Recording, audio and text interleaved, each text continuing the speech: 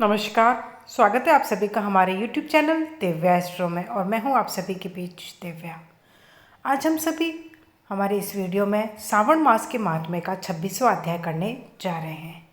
26वें अध्याय में आपको सावन अमावस्या को किए जाने वाले वर्ष पूजन और कुश ग्रहण का विधान सुनने को मिलेगा।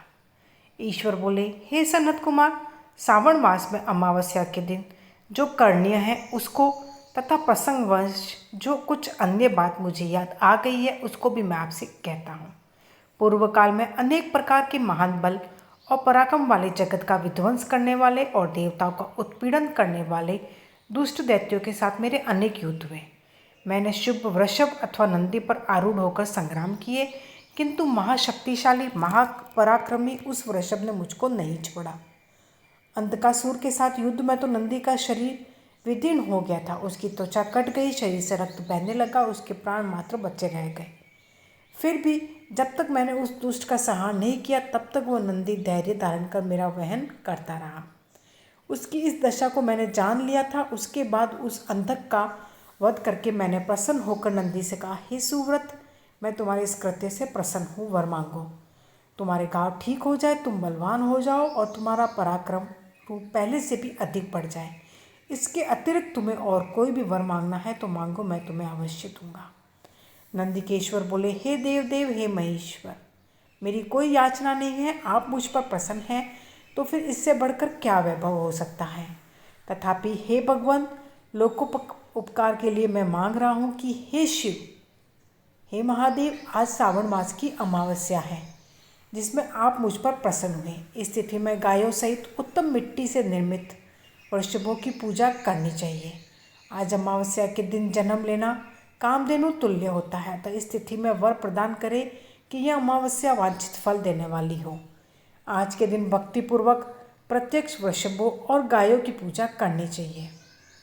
गैरू आदि धातुओं से प्रयत्नपूर्वक उन्हें भूषित करना चाहिए। उनकी सींगों पर सोना, चांदी आदि के पत्थर मढ़े और रेशम के बड़े बड़े गुच्छों को भी सींगों पर बांधे।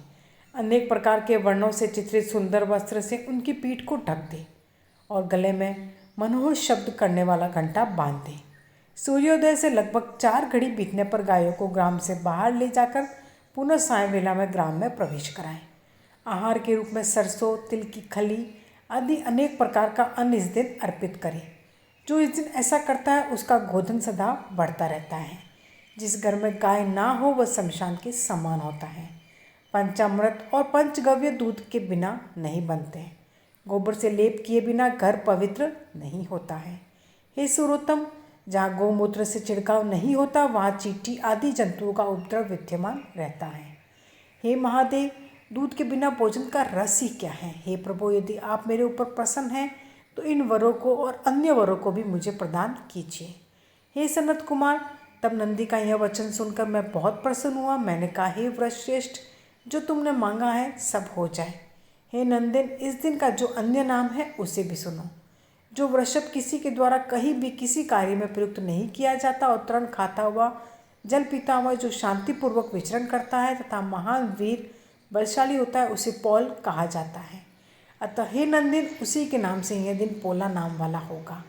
इस दिन अपने इष्ट बंधुओं के साथ महान उत्सव करना चाहिए।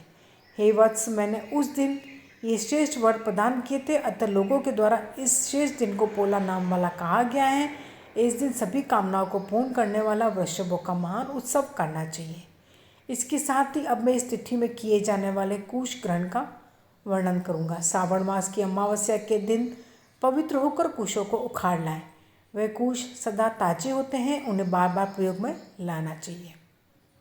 कुश, काश, यव, ध्रुवा, उशिर, सकुदक, गेहूँ, व्रीहि, मूंज, बलवज, ये 10 दर्भ होते हैं। ब्रह्मा जी के साथ उत्पन्न होने वाले तथा ब्रह्मा जी की इच्छा से प्रकट होने वाले हे दर्भ, मेरे सभी पापों का नाश कीजिए और कल्याणकारक होइए।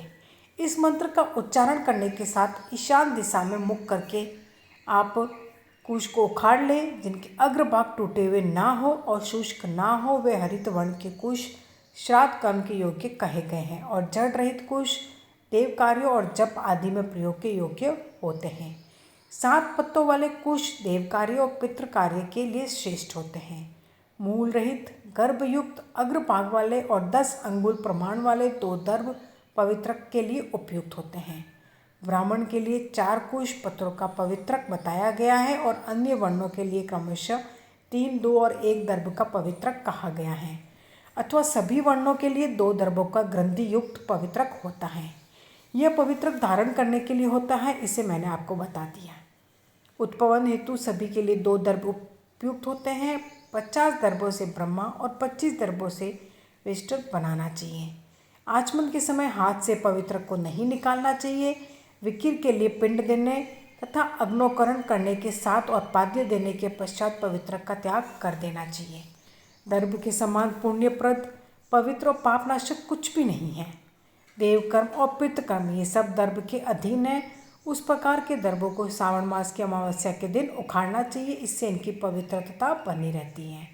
श्रावण मास की अमावस्या का वर्णन क्या किया जाए? हे सनत कुमार, श्रावण मास की अमावस्या के दिन जो कृत्य होता है उसे मैंने कह दिया। श्रावण मास में और भी जो करने हैं उसे भी मैं आपसे कहता हूँ। इस प्रकार श्री स्कंद पुराण के अंतर्गत ईश्वर सनत कुमार संवाद में श्रावण मास महात्म्य में अमावस्या के दिन वृषभ पूजन और कुश ग्रहण नामक 26वां अध्याय पूर्ण हुआ। वीडियो पसंद आया हो तो वीडियो को लाइक कीजिएगा। कमेंट बॉक्स में हर हर महादेव, जय श्री कृष्णा, जय श्री हरि का नारा लगाना बिल्कुल भी ना भूलेगा। धन्यवाद।